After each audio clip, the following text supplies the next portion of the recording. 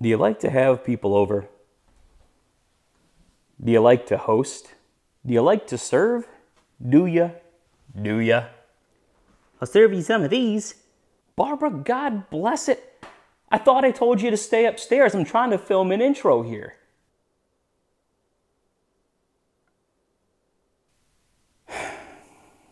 Anyway, if you want to see how I made this epoxy and flower serving tray, stick around to find out.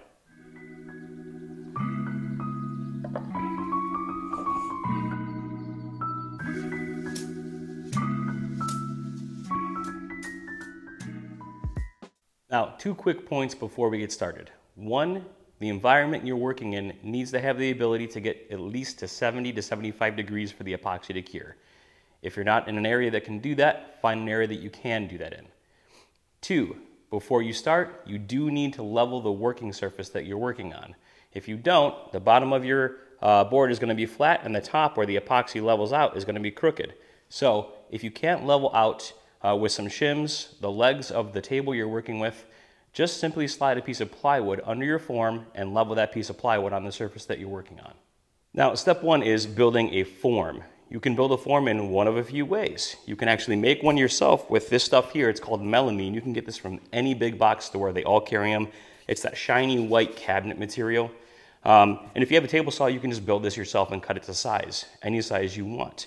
Or if you want to go out and spend a little more dough, you can buy something like this. And this is a silicone mold. I got this from a company called Crafted Elements. I'm not sponsored by them. Crafted Elements, hit me up. Now, no matter what you're using for your form, probably and arguably one of the most important steps is mold release. It doesn't matter what you're using, you do need to use mold release.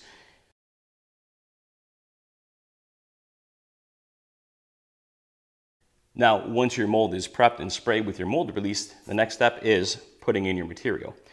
Now, when combining wood with epoxy, there are 2 schools of thought. The edge is going to come into contact with the epoxy, okay? When that happens, bubbles are going to form. Some people, in order to prevent bubbles, will pre-coat the edge of the wood with some epoxy, let it cure, let it dry, and then give it a light sanding before you put it into your mold. The other school of thought says, if you do that, you're going to risk the epoxy when you do your final pour not bonding well to the wood with chances of separation. One will give you probably a little more bubbles, the other one prevents bubbles. You just have to decide which one is going to be more important to you. Now, after about 5 minutes, you can start placing your items into your mold.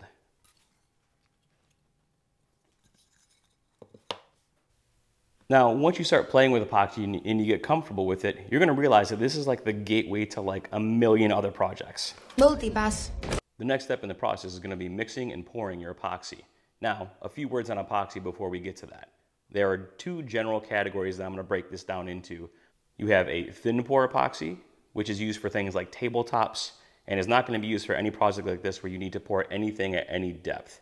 Then you have thick pour epoxy, which is rated anywhere from 2 to 4 inch pours. Epoxy is a 2-part system. There is a resin and there is a hardener, okay? I don't know why this bugs me so much when people refer to epoxy as resin. If you just pour resin in a mold, nothing's going to happen. It's just going to be a big gooey mess. There is resin and there is hardener. Combined, they form a chemical reaction which forms epoxy. Okay. Now, it's really important that you pay attention to the mixing instructions on your epoxy. Different ratios for different epoxies. The epoxy I'm using, which is Super Clear Epoxy Systems, also linked below in the description, is a 2-to-1 mixture, meaning 2 parts resin to 1 part hardener. If you mess this up, your project's done, okay? So you have to make sure you're mixing it correctly. 2 parts to 1 part for this specific epoxy. Thin pour epoxies are going to be much more viscous, much like a syrup. If you can imagine, when you're mixing epoxy, bubbles are going to be created. If you have something that's very viscous, the bubbles won't be allowed to escape very easily. It's okay if you're doing a thin pour. That's not a great distance for them to go. But if you're doing a thick pour and you use a very viscous epoxy, the bubbles are going to stay in that thing and it's never coming out. So with the thick pour epoxies, when you mix it up, it's a lot more thin. It's much closer to water than it is to syrup. What that means is bubbles can escape it fairly easily. Now, I like to keep things a little more simple when I'm mixing my epoxy to make sure that I don't screw it up. I use a container with some measurements on it. Here's my first part, and then I just double that. 1, 2 for my resin.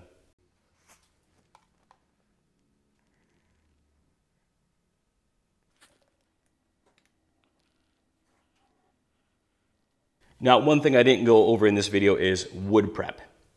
The edge of the wood is going to be covered in dirt and bark and things like that. You do need to get in there and remove all of that.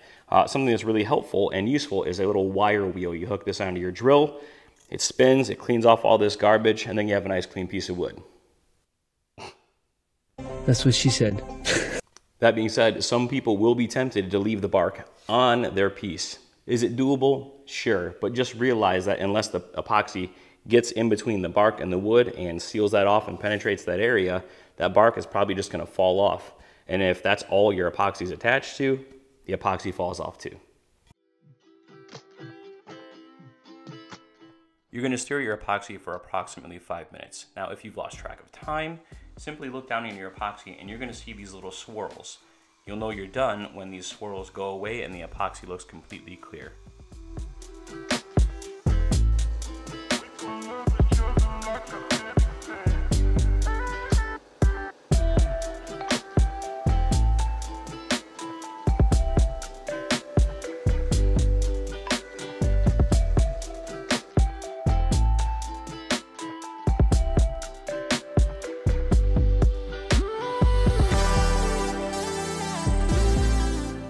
You don't always need to torch your epoxy to get rid of the bubbles, but sometimes it's fun and useful. Now, a quick word on flowers, or really anything you're going to be casting in epoxy. It has to be dry. No matter what it is, if there's any moisture content in it, it's not going to set well, it's not going to be good in your epoxy, especially anything that's organic like a flower or an insect or anything, okay? So you can't just walk outside, pick a few flowers, throw them in your epoxy and call it good. You do have to dry them. There are many methods with which to do this. You can press them, you can put them in silica sand. Doesn't matter how you do it, as long as it's dry before you put it into your epoxy. When I dry my flowers, I tend to use this brand, which is Wise Dry Silica Gel Crystals. It's very easy to use. You just put the flowers in there, let them set for approximately 24 to 48 hours, and it's done.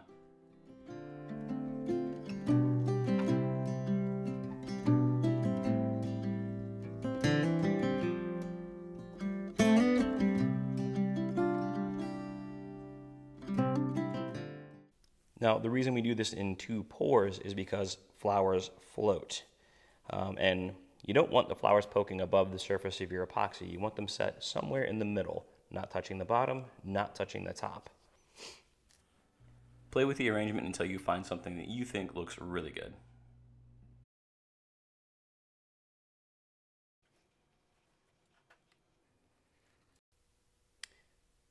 Now, as a general rule, you need to make this scene a little busier than you think it needs to be, because when it is finished, if you have a lot of space here, it's just going to be a lot of clear space that's not very interesting.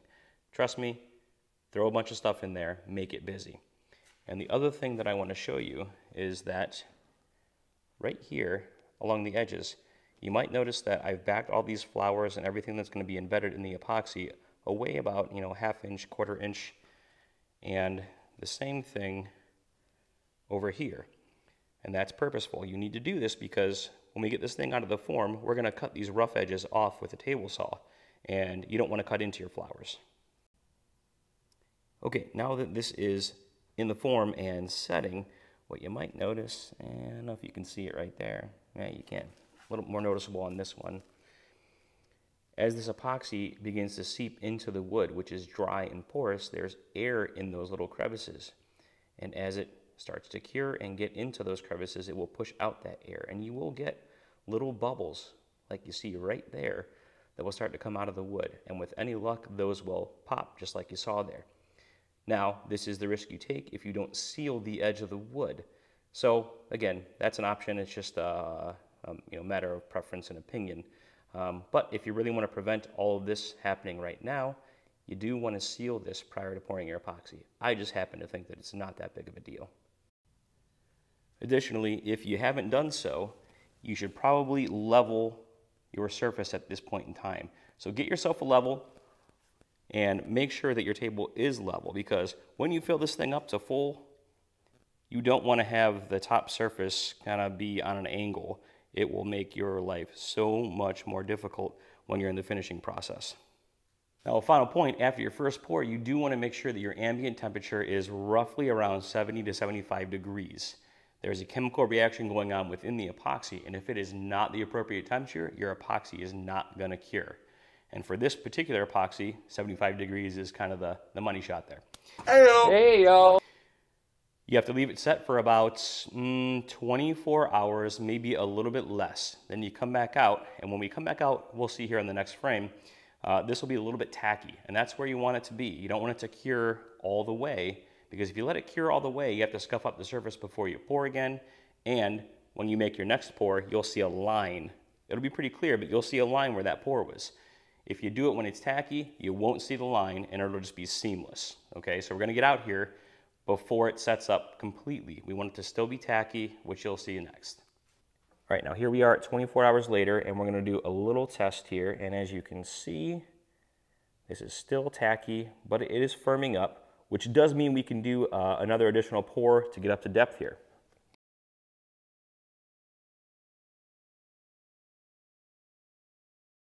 Okay, here we are a full 72 hours later, and it is time to break this thing out of the mold. And with that mold release that we used, this becomes pretty easy. There you have it. Now, as you see, when this thing was curing, some bubbles formed and they floated to the surface, leaving these big divots right here and right here. That's a problem. Now, we've got two options here. We can sand this entire surface down to the level of these bubbles, which is gonna take forever. Let's not do that. Or we can use a Dremel tool, Dremel these out, and fill it back in with a little more epoxy. And that's the great thing about epoxy, is that it is super forgiving. You can mess up, you sand it, you Dremel it out, you refill it, and it's like it never happened. What is this? A center for ants! I also noticed on this side that somehow the form kind of pulled up and bubbled up into the epoxy. Same solution.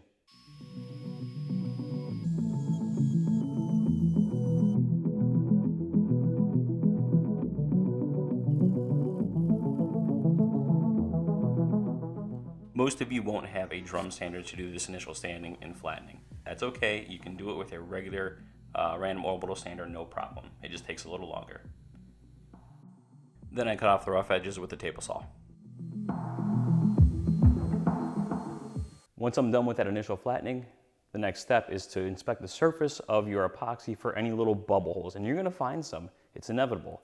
And when you find them, the solution is super glue. I like to use Starbond. I have a couple of different types, and this will be down below in the Amazon links as well. There's a thick and a thin. Thicker for bigger bubble holes, thinner for tiny little bubble holes, because the thick stuff just won't get in there. Come in, let's check it out. After sanding, the super glue will be indistinguishable from the surrounding epoxy. To speed the process, use this accelerator spray for instant curing. Now, these are all the sanding grits we're going to go through. The first 4 grits are dry sanding. After that, in red, it's all wet sanding. And if you forget any of this, you can always refer back to this point in the video for further guidance.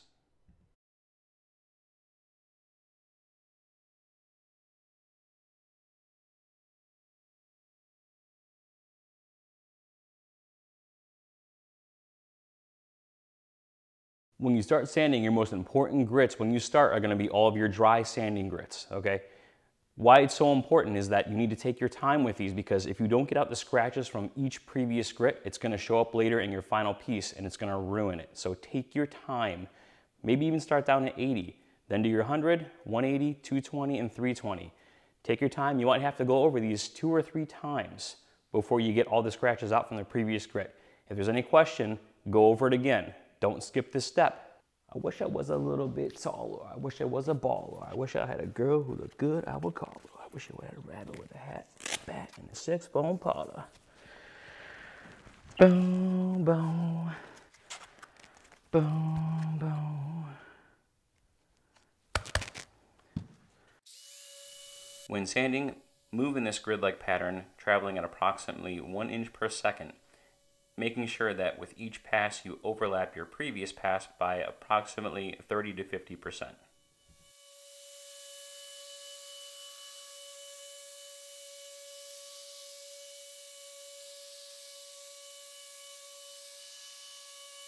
All right, now we've sanded through our first grit, and what you see on the surface is this nice, hazy, even sanding pattern, okay?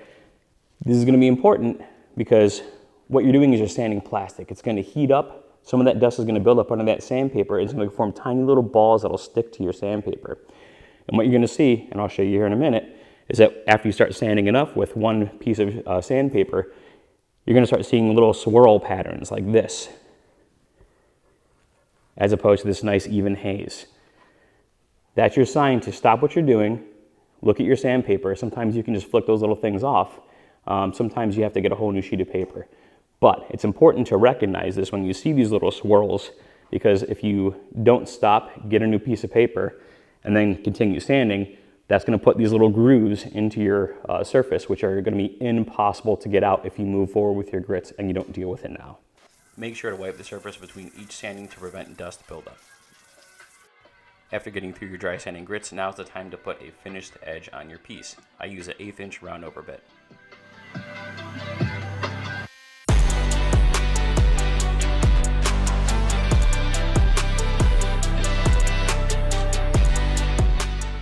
When you start wet sanding, be sure to detach your vacuum.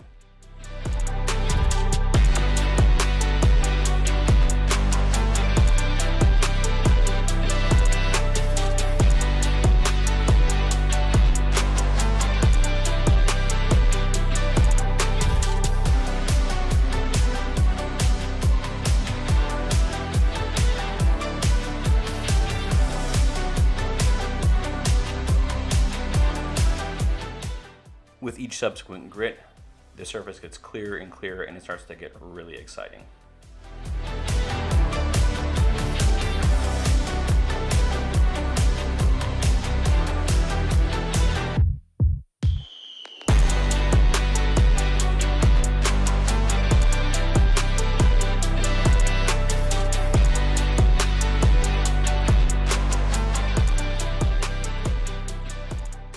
All right, now that all that sanding is finished, the last and final step is buffing.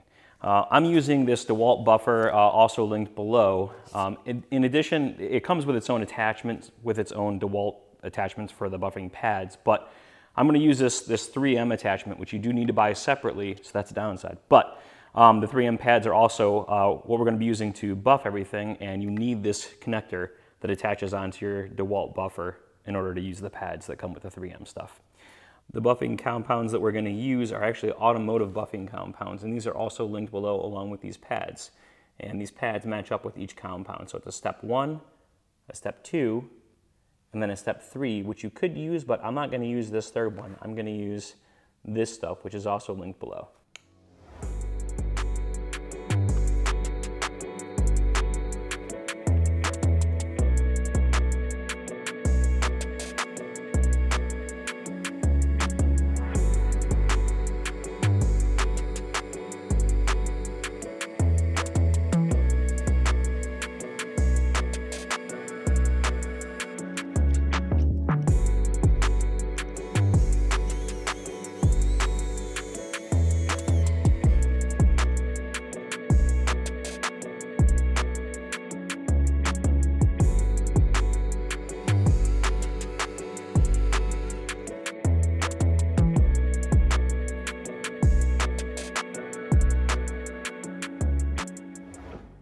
Now, I did 2 different boards in 2 different ways. The other board that you just saw had a complete epoxy finish. So I layered the epoxy up over the wood so that you wouldn't have any exposed wood. I happen to like this a little bit better, just my own personal preference. I like to have a little bit of exposed wood. Maybe it's like a texture thing. Smell of it, the texture. I don't know, I just think it looks better. That being said, you cannot finish this the same way as a piece that's completely covered in epoxy. The wood cannot get that automotive polish on it, and it needs to be sanded differently. So before you go to polishing on this next step, you have to do an extra additional step, and that is taping off this wood before you polish the epoxy surface. And additionally, because we sanded all this wood to the same grit, which is 8,000 as the epoxy, it's not going to allow the finish for the wood to uptake into the wood. So after you tape this thing off, you actually have to sand the wood back down to around 300 grit or depending whatever finish you're going to be using on your wood, or otherwise the finish won't absorb into the wood. It's just too fine and too polished.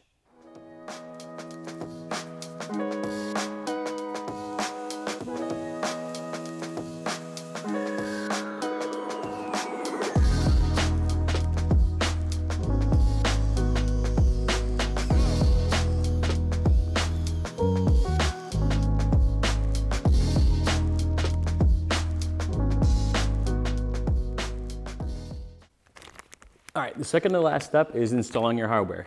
Nothing special, just go to any big box store, Lowe's, Home Depot, whatever. Find you a couple of drawer pulls that match, whatever style you like. Also note that these come with screws that are probably not gonna be long enough for this. So while you're there, before you leave, pick up a couple extra sets of screws. And these are what? Number 8-32 by 2 inches. Otherwise, your screws aren't gonna fit all the way through.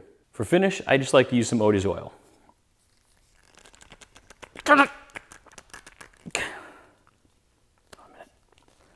Oh, there we go.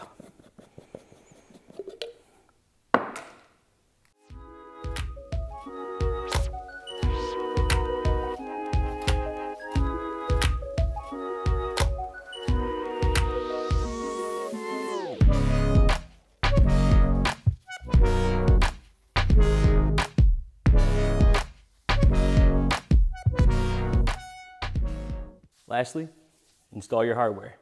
And for the big reveal.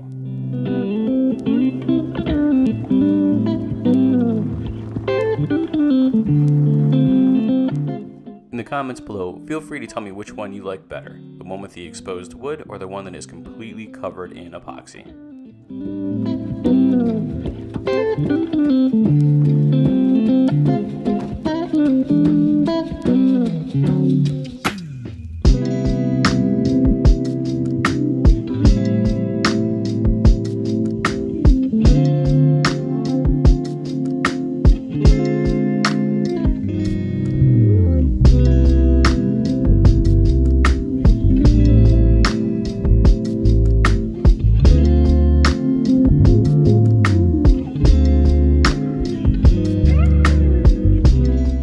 And as always, thank you for watching, and don't forget to like and subscribe.